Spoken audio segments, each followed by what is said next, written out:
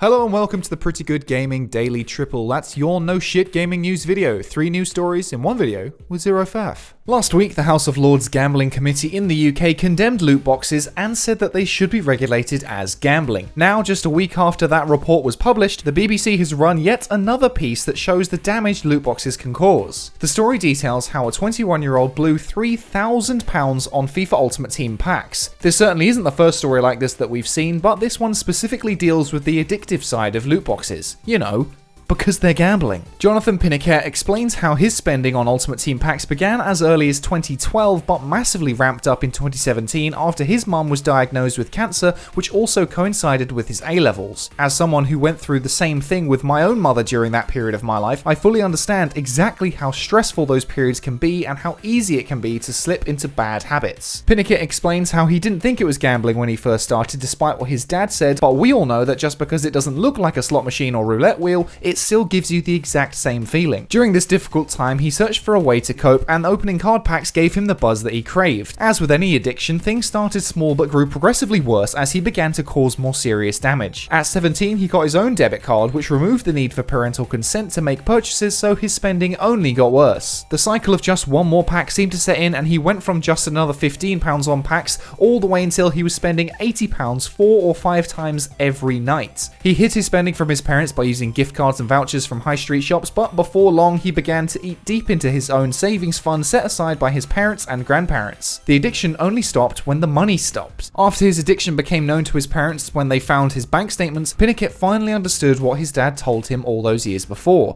Loot boxes are gambling. Now, how many more stories do we have to hear about this? You can easily say that he was old enough to make his own decisions and should know the consequences, but the point is that he got hooked young when the problem wasn't so damaging, but over time it burrows deeper and deeper, and that's exactly how addiction starts. If he bought his first Ultimate Team pack, i.e. his first loot box, in 2012, he would have been just 13. Whether loot boxes and microtransactions ruin the gameplay experience for gamers is one thing, but he was just a child when this addiction to gambling started and ended up with £3,000 lost. Starting as a child means that the addiction is much deeper and is harder to uproot, which is exactly why these mechanics are employed in so many games aimed at kids. EA continues to hide behind parental controls and shifts all blame, even though everyone knows parental controls barely solve anything, and if a game that is created for everyone needs parental controls, then it shouldn't be for everyone. Parental warnings are important and can be great if used properly, but they're not widely known about by many parents and can easily be bypassed even when they are applied. Pinnicker even says that his game time was limited by his parents, so they were involved, but he still became addicted anyway. He even specifically says that he was not addicted to video games, but the buzz of opening the packs themselves. Now, the thing is, it seems like EA is actually no stranger to addiction, as one investment group has accused the publisher of addiction to overpay, according to Games Industry. Just like what happened with Activision a few weeks ago,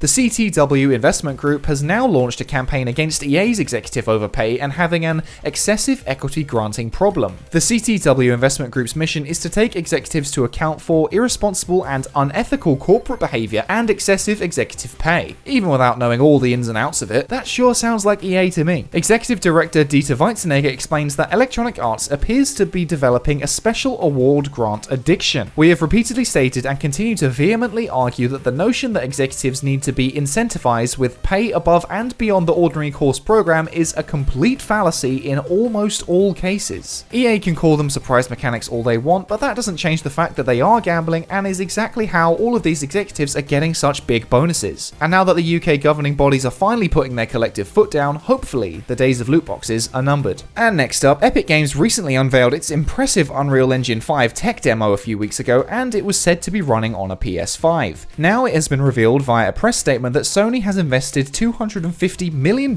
in Epic Games through one of its subsidiaries, giving Sony a minority interest in the company. The investment is said to be a method of strengthening the collaboration between both companies across Sony's leading portfolio of entertainment assets and technology and Epic's social entertainment platform and digital ecosystem to create unique experiences for consumers and creators. Sony CEO Kenichiro Yoshida said, "Through our investment, we will explore opportunities for further collaboration with Epic to delight and bring value to consumers and the industry at large, not only in games, but also across the rapidly evolving digital entertainment landscape." Now, I wouldn't wouldn't really expect any sort of exclusivity agreement with games like Fortnite for PS5, since this seems much more geared towards capitalizing on Unreal Engine 5, with Yoshida saying, Epic's powerful technology in areas such as graphics places them at the forefront of game engine development with Unreal Engine and other innovations. That said, we all know how trigger-happy Epic can be with their exclusivity, so let's see how things go. After the Unreal 5 tech demo was released a few weeks ago, Epic Games CEO Tim Sweeney said that the PS5 was a remarkably balanced device, and that the two companies have collaborated on storage devices for some time now,